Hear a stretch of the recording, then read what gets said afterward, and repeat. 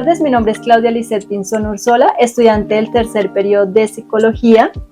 Bueno, en la tarde de hoy vamos a hablar acerca del acontecimiento sobre el asesinato de Jorge Eliezer Gaitán. Me acompaña en esta entrevista Carlos Quintero, es abogado, especialista y magíster en Derecho Laboral.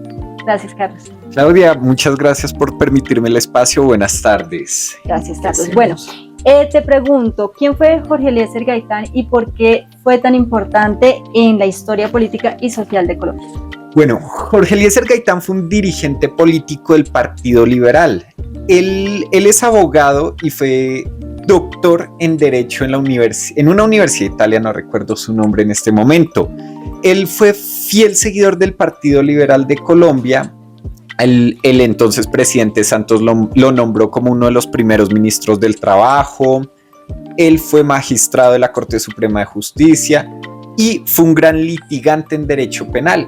A pesar de toda esta larga trayectoria, fue un gran dirigente que el pueblo lo empezó a seguir por sus discursos, por su célebre frase de "yo no soy un hombre, yo soy un pueblo", lo cual generó identidad en las personas y empatía, porque no era un típico dirigente que se apartaba del pueblo, sino que se identificaba con él mismo. Para 1946, él perdió las elecciones porque el Partido Liberal se dividió en, no recuerdo en este momento el otro candidato, si mal no recuerdo es de apellido Turbay, el cual no le quiso ceder el puesto a Jorge Eliezer Gaitán para que se lanzara, y dividieron los votos del Partido Liberal y terminó ganando Mariano Ospina, el entonces conservador. Sin embargo, Jorge Eliezer Gaitán no terminó con su vida política y dirigió marchas como lo eran las marchas del silencio en contra de los asesinatos que están cometiendo conservadores y miembros de las fuerzas públicas de carácter conservador en contra de liberales. De acuerdo. Fue muy importante, por lo que veo. Te pregunto, Carlos, ¿por qué este acontecimiento, hablo del asesinato de Jorge Eliezer Gaitán, pues generó disturbios, conflicto a nivel, no solo en Bogotá, sino a nivel nacional en todo nuestro país?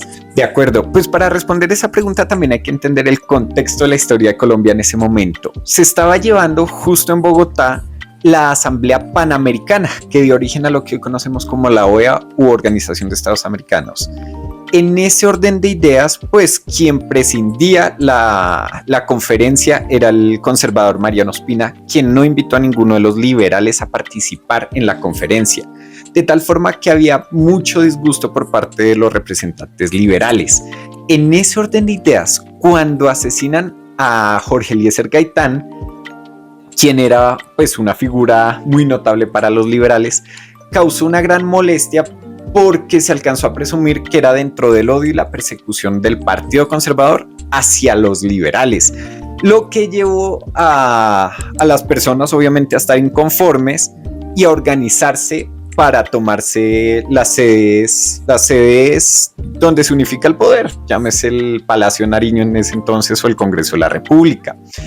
Aquí quiero destacar una anécdota. Cuentan que un miembro del clérigo, llamó al presidente Mariano Ospina y le advirtió que una turba enfurecida estaba a punto de dirigirse al Palacio Nariño a manifestarse en contra de Gaitán. El presidente le sugirió al presidente que convocara a jefes liberales para negociar y evitar estas manifestaciones. Sin embargo, lo que hizo el presidente, en lugar de tratar de conciliar con el partido opositor, fue llamar a la fuerza pública y ordenar disparar contra todo manifestante que llegara a la Plaza Bolívar, lo cual terminó causando pues una masacre de carácter monumental, lo cual enojó más al pueblo. De acuerdo, Carlos.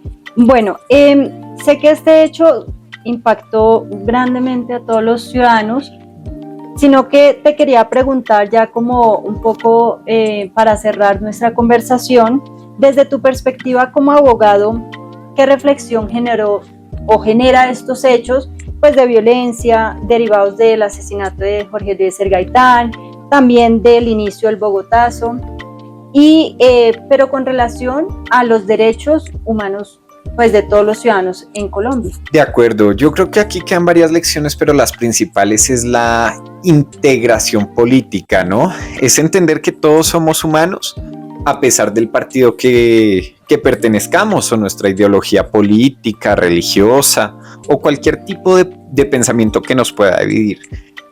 De tal forma que es muy importante siempre hacer un llamado a la participación ciudadana, es decir, no atentar contra la vida de terceros por el solo hecho de su pensamiento o ideología, sino invitar a negociar y siempre mantener un diálogo muy importante. Pienso yo que el Bogotazo se pudo haber prevenido si el presidente Mariano Ospina en su momento hubiera convocado a una reunión con los liberales, lo cual hizo después y terminó nombrando un par de liberales como ministros, lo cual acalmó las masas.